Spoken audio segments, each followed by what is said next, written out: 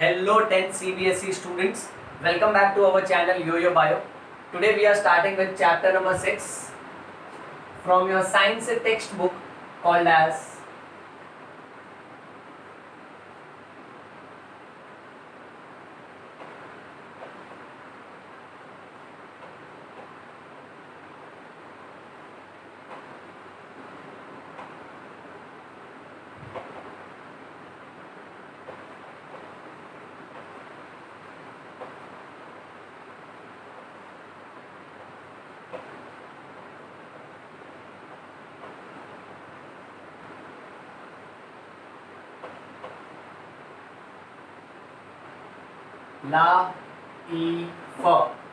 Life processes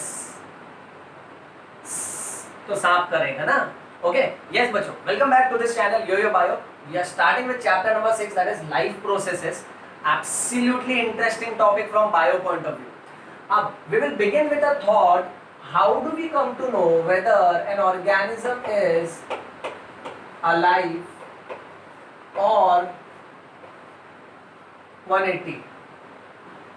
180 means flat, that means dead. हमको कैसा पता चलेगा बायोलॉजी में कि कोई भी ऑर्गेनिज्म जीवित है, इट इज अलाइव और it is dead. Suppose for example बेटा, okay let's say you see a dog running across the street. Now when you see a dog running across the street, is it alive or is it dead? So naturally it is alive because it is running. Good, कड़क, अच्छा जवाब दिया, hard एकदम. अब वैसे ही suppose for example I ask you, if you see a cow chewing cud. अच्छा cud, हाँ, CUD, that's a new term for you. Let me just tell you my dear beta, cud is nothing but it is partially digested food. See these cows and other animals na, they have this tremendous ability which is called as rumination. This is one extra point. You will learn this in your advanced biology for your college section. Okay, here we are talking only from school section point of view. All the college section students, those who love biology, those who love Avasthi sir, stay out of this. I am just talking to my school section students at this particular junction. Okay, now there is this property called as rumination.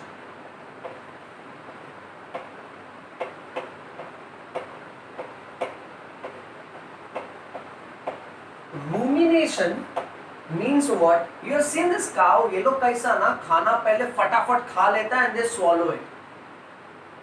Then free time में they bring the partially digested food back to their mouth. And what do they do? क्या मजेदार life है ना, right? सो ये जो partially digested food वापस से mouth में आता है ना बेटा, इसको बोलते हैं cud. So if you see the cow chewing cud, how do you come to know that a cow is alive or dead? Sir, again simple. Cow is chewing. There is a movement. If there is a movement, that means the cow is alive. कड़का वापस जबरदस्त hard answer एकदम. If you see a human shouting, a human who is shouting, is he alive or dead? Definitely sir, alive. He is shouting. There is some movement, some lip action I can see. Okay, now imagine this dog, cow and human, if all of them were asleep. देख, मरा नहीं है, सोया है. अब तुझे कैसे पता चलेगा if all of them are asleep, so whether now they are alive or dead? बता, बोलो बोलो बोलो. बहुत हार्ड आंसर दे रहा था ना. अब बता क्या? ब्रीथिंग. हाँ, वेरी गुड बेटा, correct. So you will check for breathing movement.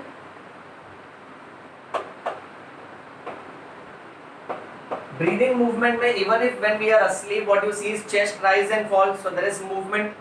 Correct है, राइट बेटा. ओके, वापस तूने मस्त जवाब दिया, एकदम हार्ड. अब तू सुन. Now there are animals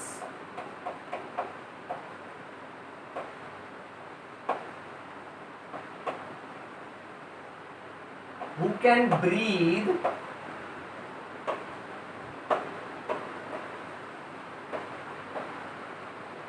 without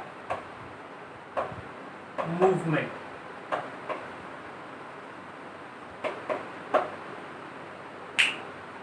इसको बोलते हैं बोथ हार्ड. अब these were asleep, so you check for breathing movement, that is chest rise and fall. Now imagine ऐसे भी जानवर हैं इस वर्ल्ड में जो गैस एक्सचेंज कर लेते हैं पर उनके बॉडी में कोई राइज एंड फॉल, कोई पर्टिकुलर मूवमेंट नहीं होता है. अब इन एनिमल्स में, ये एक्सेप्शनल एनिमल्स जो है, क्योंकि इनमें मूवमेंट नहीं हो रहा है, क्या इसका ये मतलब समझूं कि ये लोग डेड है बेटा? नहीं, ऐसी बात नहीं है.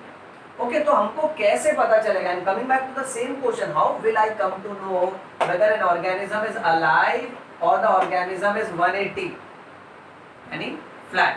Okay, now the same thing if we are checking in terms of plants.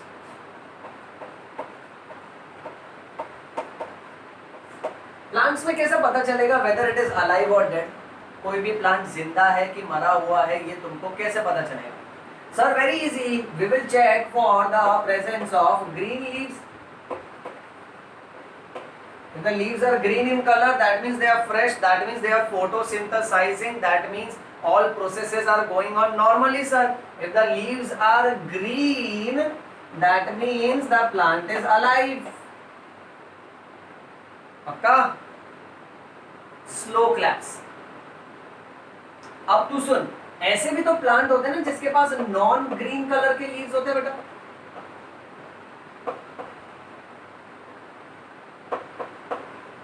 यानी वो प्लांट जिसके पास येलो कलर का लीफ है, वो प्लांट जिसके पास पर्पल कलर के लीफ है बेटा, राइट, मैजेंटा रेड कलर के, डार्क रेड मरून कलर के लीफ है. अब वो प्लांट के लीफ तो ग्रीन कलर के नहीं है. अब क्योंकि उसके लीफ ग्रीन कलर के नहीं है, इसलिए मैं ये मान के चलूं कि वो प्लांट डेड है? नहीं, बिल्कुल भी नहीं. सो इनमें तेरे को कैसा पता चलेगा whether that particular plant is alive और dead? Sir, then I will check for what? बता बता, नहीं आ रहा है ना? हाँ, टाइम चाहिए तुझे? ओके, कितना टाइम चाहिए? 5 साल. अच्छा अच्छा अच्छा अच्छा, ओके. 5 साल क्यों चाहिए? बिकॉज 5 साल बाद you will check for growth. Very nice beta. So now you are going to check for growth over a period of time. Let's say over a period of 5 years beta. So over a period of time.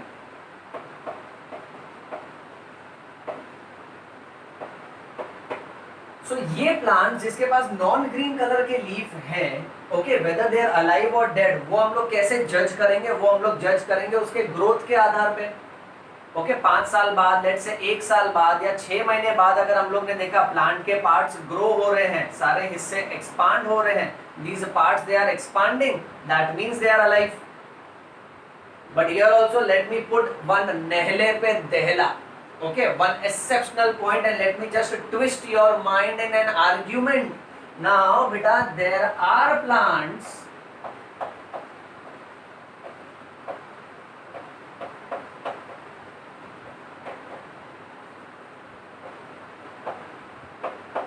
which shows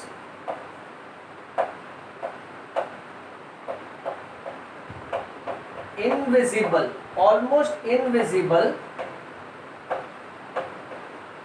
growth. यानी ऐसे भी plants हैं जिनमें इतना ज्यादा growth होता ही नहीं है, ऑलमोस्ट ना के बराबर ग्रोथ होता है. और जो थोड़ा सा ग्रोथ होता है ना, वो तो है ना, it is not visible to you, you can not observe that बेटा. Okay, right. तो क्या इन प्लांट्स को मैं बोल दूं ये मरे हुए हैं? Right. So the answer is no. So here what we are trying to understand is कि देयर इज ऑलवेज सम और the other invisible movement occurring at small scale.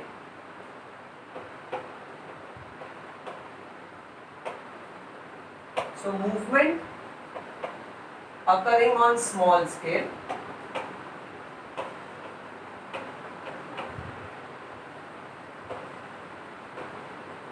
are invisible to naked eyes.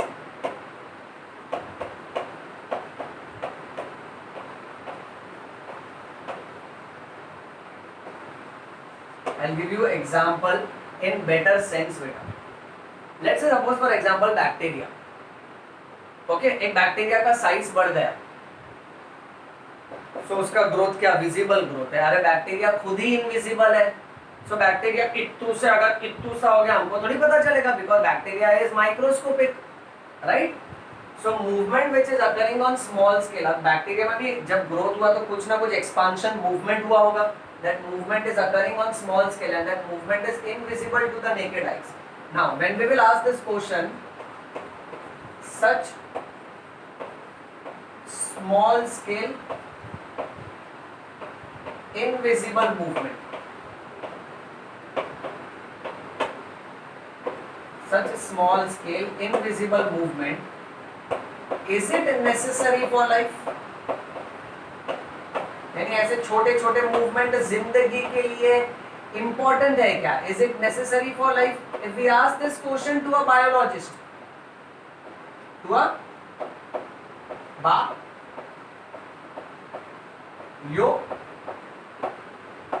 biologist, bio, bio. If we ask this question to a biologist, he will definitely say that the answer is yes. ये छोटा छोटा movement जिंदगी के लिए बहुत ही ज्यादा important है, but exception देखो, इनको देखो, ये भाई साहब वायरस, इनका जिंदगी तो एकदम ही अजीब है। अब वायरस का कैसा रहता है ना, okay, when it is outside the host body, sir host का मतलब टारगेट, जिसको वो अटैक करेगा वो। जैसे अगर मेरे बॉडी में वायरस आ रहा है तो मैं उसका होस्ट हूँ, ओके। लेट्स से सपोज फॉर एग्जांपल एक डॉग के बॉडी में अगर वायरस है तो डॉग उसका होस्ट है, होस्ट मींस टारगेट। सो वायरस जब अपने होस्ट के बॉडी के बाहर रहता है ना, so at that time it shows no movement, but when it is inside the body of host, at that time it shows movement। यानी कैसा ना कि टारगेट ऑर्गन के बाहर अगर वो रहता है, ओके राइट, यानी वायरस यूं ही बाहर एनवायरनमेंट में है तो it is inactivated, no movement, but when it enters inside the body of its host, at that time it gets activated and it shows movement. That is why one very important point, remember that it is highly confusing point कि virus को हम लोग living बोले कि virus को हम लोग non living बोले, ओके क्यों? क्योंकि अगर लिविंग है तो कुछ ना कुछ मूवमेंट तो होगा, भले स्मॉल स्केल पर ही सही, ओके छोटा छोटा मूवमेंट तो होएगा ही होएगा। सो वायरस मूवमेंट दिखाता है जब होस्ट के अंदर है, पर जब होस्ट के बॉडी के बाहर है तो ये ऑलमोस्ट मरा हुआ जैसा ही है, कोई मूवमेंट नहीं, एकदम इनएक्टिवेटेड, एकदम शांत, करेक्ट राइट बेटा। इसीलिए remember virus is neither living nor non living, I will write down, it is neither living nor non living. तो अक्सर जब लोग ये सवाल पूछते हैं कि वायरस लिविंग है कि नॉन लिविंग है, राइट, सो रिमेंबर वायरस ना ही लिविंग है ना ही नॉन लिविंग है, it is on the threshold of life, you can say that it is on the border of life. इसके लिए कभी भी ये स्टेटमेंट यूज ही नहीं किया जाता है कि वायरस जिंदा है कि वायरस मरा हुआ है, that's a wrong sentence in biology, remember, okay, because they are neither living, they are nor non living बेटा। Next, living organism shows level of organization.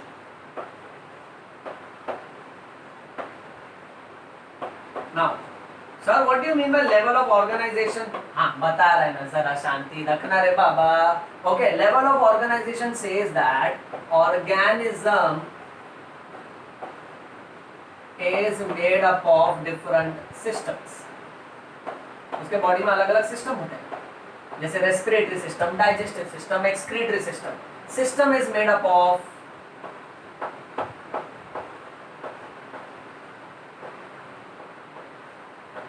पढ़ना, system is made up of organ, organs are made up of, चल read, tissue. Okay, so organs are made up of tissue and tissue is made up of cell. और cell के अंदर भी छोटे छोटे parts होते हैं बेटा, okay, there are small structures inside the cell, like nucleus, cytoplasm, mitochondria, Golgi body, ऐसे छोटे छोटे स्ट्रक्चर्स होते हैं बेटा। अब लिविंग ऑर्गेनिज्म में ना तेरे को ऐसा लेवल ऑफ ऑर्गेनाइजेशन दिखेगा कि उसका पूरा शरीर अलग अलग सिस्टम का बना है, सिस्टम ऑर्गन का बना है, ऑर्गन टिश्यू का बना है, टिश्यू सेल का बना है, और सेल के अंदर स्मॉल स्मॉल स्ट्रक्चर्स हैं। अब बात ये है कि बेटा कि ये जो लेवल ऑफ ऑर्गेनाइजेशन है, this level of organisation is affected, I am writing over here, this level of organisation, short में लिखा बेटा, is affected by environment. Environment का असर पड़ेगा ना बेटा इस पे, करेक्ट है ना। अब बदलते एनवायरनमेंट के साथ, एनवायरनमेंट में कौन से फैक्टर्स आते हैं, जैसे इसमें विंड्स हैं, टेम्परेचर है, वाटर अवेलेबिलिटी है, रेनफॉल है, मॉइस्चर है, ये सब कुदरत के अलग अलग पैरामीटर्स है ना, फैक्टर्स है। और कुदरत के फैक्टर्स का हमारे बॉडी पे, हमारे बॉडी के सिस्टम पे, हमारे ऑर्गन्स पे फर्क पड़ता है ना बेटा। सपोज बहुत धूप लग रहा है तो ऑर्गेनिज्म को कुछ तो फर्क पड़ेगा बेटा, राइट, उसके सिस्टम को कुछ तो फर्क पड़ेगा, उसका डाइजेस्टिव सिस्टम में उसको प्यास ज्यादा लगेगा, राइट, ओके, उसके हिसाब से बेटा भूख ज्यादा लगेगा, पैसा, ऑर्गन्स अफेक्ट होगा, टिश्यू अफेक्ट होगा, सेल अफेक्ट होगा, सेल के अंदर स्मॉल स्मॉल स्ट्रक्चर्स अफेक्ट होंगे। सो कुदरत की वजह से, एनवायरनमेंट की वजह से the level of organisation gets affected. और ये एनवायरनमेंट जब काफी समय तक काम कर रहा होता है ना, then this level of organisation के अंदर जो स्मॉल स्ट्रक्चर्स है, these small structures are destroyed, and since these small structures are destroyed, so now what we need is, we need maintenance and repair of these small structures. Okay, so ये छोटे छोटे structures का constantly maintenance और repair होते रहना चाहिए। I will give you one very simple सा example बेटा। ओके, देख, एनवायरनमेंट का असर होता है हमारे शरीर पे। So let's say suppose for example ठंडी आई तो हमारा स्किन क्रैक होता है बेटा, राइट। कुछ लोगों को स्किन के पीलिंग्स, पतले पतले लेयर निकलने लगते हैं। क्यों? क्योंकि ठंडी की वजह से कहीं ना कहीं तेरे बॉडी का कोई ना कोई स्ट्रक्चर डैमेज हो रहा है, और जो स्ट्रक्चर डैमेज हो रहा है, अगर पुराना चमड़ी निकल गया तो नया चमड़ी रिपेयर होके आना चाहिए, और स्किन का मेंटेनेंस बना रहना चाहिए, right. So maintenance and repair of these small structure is necessary. Now what next we will remember is this maintenance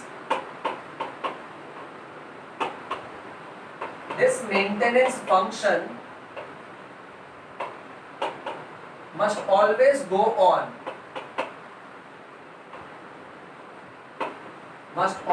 go on, even if we are not doing anything beta.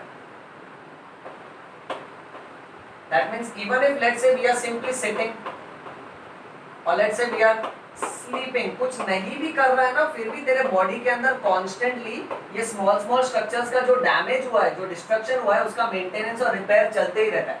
I'll give you one better example. Let's say suppose for example your body is like your car. Beep beep beep beep beep. हटना, licence दिखा, like your car बेटा, okay? Indian police का बहुत मजा आता है, okay? Those Pandus ना, amazing, okay? So here what happens is it's just like your car बेटा। अब कार को अगर तू इस्तेमाल नहीं भी कर रहा है, तेरा कार ऐसे गैरेज में पड़ा है, सो रहा है, तो फिर भी कुछ समय के बाद तू उसका मेंटेनेंस और सर्विसिंग कराएगा। क्यों तू उसका मेंटेनेंस और सर्विसिंग कराएगा? क्योंकि एनवायरनमेंट का असर पड़ रहा है ना तेरे कार के लेवल ऑफ ऑर्गेनाइजेशन पे। काफी ज्यादा लेट्स से ठंडी है, ओके, स्नोफॉल हुआ, पूरा कार स्नो से कवर हो गया। अब तू थोड़ी वो कार को ऐसा दुल्हन की तरह उस बर्फ के घूंघट में रहने देगा, नजर लगेगा ना बेटा, करेक्ट। तो तू वो कार का मेंटेनेंस करेगा, उसका सर्विसिंग करेगा। क्यों? क्योंकि कार, उसके अंदर के सिस्टम, उसके अंदर के स्मॉल पार्ट्स, उसके छोटे छोटे नट बॉल्स, ओके, उसके अंदर के और भी छोटे छोटे स्ट्रक्चर्स, ये सारे धीरे धीरे डिस्ट्रॉय होते रहेंगे, जंग लगेगा उसका एनवायरनमेंट के हिसाब से। तो अगर तू कार का इस्तेमाल नहीं भी कर रहा है तो फिर भी उसका मेंटेनेंस फंक्शन, यानी हर 2 महीने में, 3 महीने में, 6 महीने में तू उसका सर्विसिंग कराएगा। वैसे ही अपने बॉडी के साथ होता है, अपने बॉडी के अंदर ये मेंटेनेंस फंक्शन बॉडी खुद ब खुद करते रहता है बेटा, जहां वो सारे के सारे डिस्ट्रॉयड स्ट्रक्चर्स को रिपेयर करता है बेटा, okay.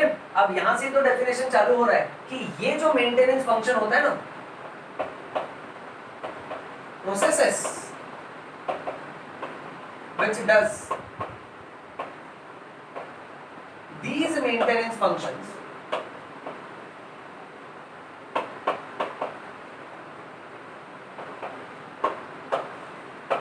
or you can say the maintenance job are called as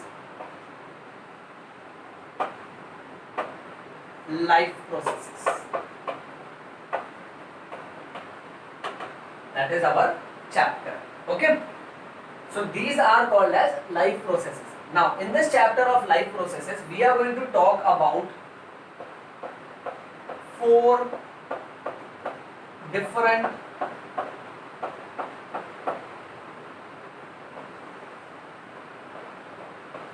सन हैं सर 4 डिफरेंट सन, ये क्या बोल रहे हो? अच्छा सुन बेटा देख, अब मेंटेनेंस करने के लिए ओके बॉडी के इस मेंटेनेंस फंक्शन को बनाए रखने के लिए what do we need? We need something which should provide energy and this something should come from outside and this something is nothing but food, right? Acha, and this food enters into our body through an act of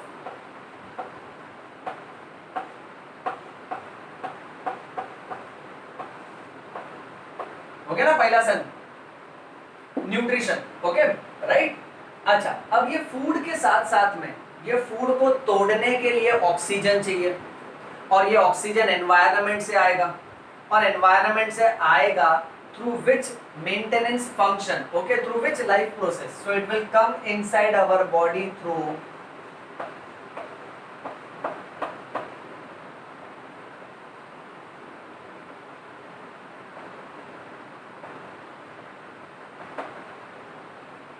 that is the second son, respiration। Maths में रे पढ़ा है ना, रे और line याद रखने का, okay fine. So that is respiration.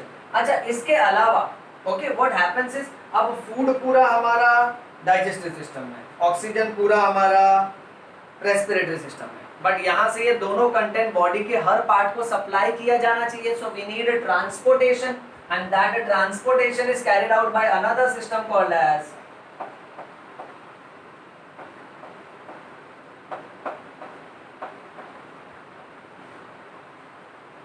circulation, okay right?